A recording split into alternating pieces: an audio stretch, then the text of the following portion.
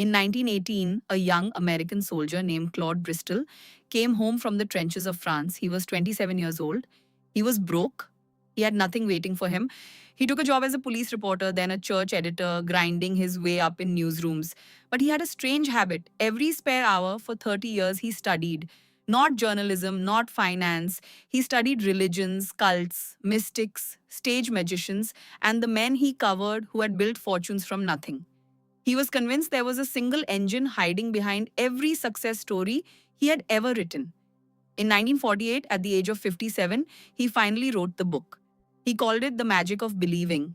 It has sold over 1 million copies, never gone out of print, and became the favorite book of Liberace, Phyllis Diller, and Arnold Schwarzenegger.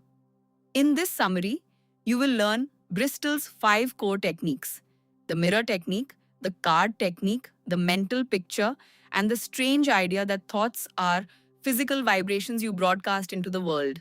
Let's begin. Chapter 1: Belief is the engine.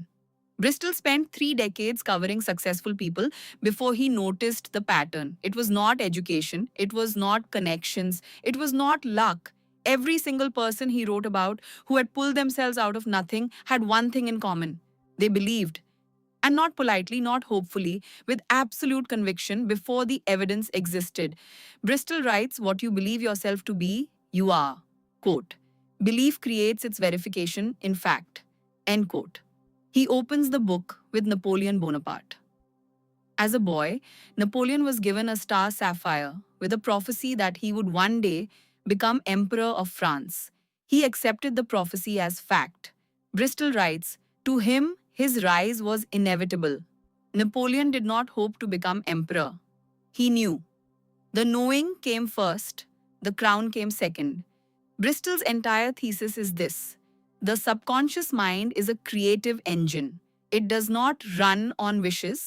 It does not run on affirmations spoken with doubt. It runs on belief, a settled, emotional, unshakable conviction that a thing is already true.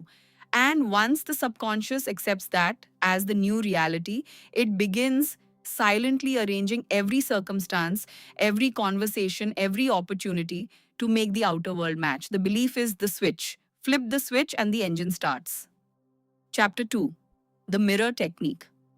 Bristol was a practical newsman. He did not leave his readers with philosophy. He gave them one specific physical technique he claimed was used by generals before battle and salesmen before big meetings. He called it the mirror technique. Here is exactly how Bristol teaches it. Find a mirror large enough to see yourself from the waist up. Stand in front of it, heels together, chest out. Take 3 or 4 deep breaths until you feel a distinct physical sensation of power rise in your body. Then look directly into your own eyes, not your forehead, not your chin, your eyes, and say out loud, with the same tone you would use giving an order, exactly what you want to become true. Twice a day, morning and night. Bristol writes, it sounds absurdly simple, but it is the method generals have used before sending men into combat, and the method closers have used before walking into the room where the deal will be made. Why does it work? Bristol's answer is that the subconscious accepts as real whatever it sees and hears repeatedly. When you stare into your own eyes and speak with command, you are not informing yourself. You are installing the belief. Bristol's rule is this: never speak to the mirror with doubt. Never hedge. Speak to yourself the way a general speaks to an army. The subconscious is listening. Chapter 3: The Card Technique. Bristol's second technique is so simple it is almost embarrassing. But he swears by it, and he used it himself to rebuild his life after the war. Take a small card. Any card. An index card works. On it, write one sentence that describes exactly what you want, in present tense, as if it is already true. Carry the card with you, in your pocket, in your wallet. Every time your hand touches it, read it. At every traffic light, before every meeting, before sleep, last thing at night, first thing in the morning. Bristol himself doodled the symbol for dollars on scraps of paper and kept them in his pockets for years. He called it embedding the image. He writes, repetition of the same chant leads to belief, and once it becomes a belief, it becomes a living fact. The card works for one reason: it forces your subconscious to see the same goal in the same words hundreds of times a day. Repetition is not just reminder, repetition is installation. The subconscious cannot tell the difference between a thing you have seen 1,000 times and a thing that is true. After enough repetitions, it accepts the card as reality and begins moving the outer world to match. Simple, relentless, and according to Bristol, undefeated. Chapter 4: Mental Pictures, Disciplined Imagination. Bristol separates two things most people confuse: daydreaming and visualization. Daydreaming is what you do on the bus, drifting through a vague fantasy of a better life. Visualization is a trained muscle. Bristol writes, undoubtedly, we become what we envisage. End quote. A disciplined mental picture has three qualities. One, it is specific. Not a nicer car, but the exact make, model, color, and interior. Not more money, but the exact figure, in the exact account, on the exact date. Two, it is rehearsed. You sit down, you close your eyes, you build the picture the way a film director builds a scene, frame by frame, repeatedly. Three, it is emotional. You feel the picture as if it is happening.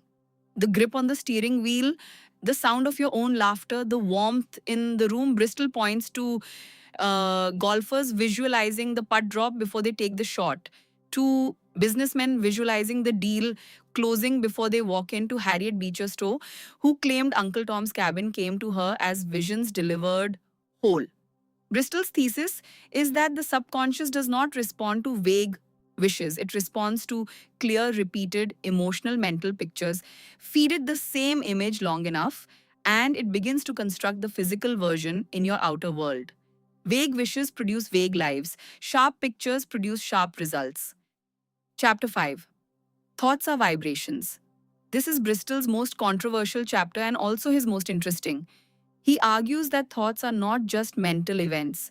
Thoughts are physical vibrations. They travel outward from your mind the way radio waves travel from a transmitter. Bristol writes, thought attracts that upon which it is directed. Whatever we fix our thoughts upon, we attract.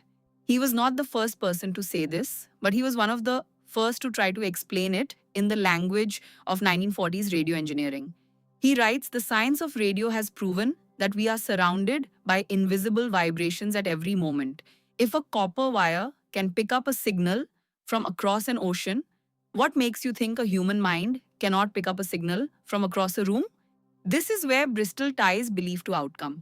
When you hold a belief with emotion over and over, you are broadcasting a specific vibration.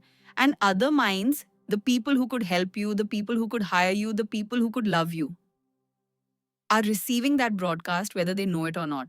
Bristol filled the book with case studies of men and women who changed their external circumstances by first changing their internal broadcast. Did he prove it scientifically? No. Did it work for him, for Liberace, for Phyllis Diller, for Schwarzenegger, for 1 million readers? Yes. Bristol's rule is this: you are always broadcasting. The only question is whether you are broadcasting what you want or what you fear. Let's pull it all together. 1. Belief is the engine, not hope, not wishful thinking.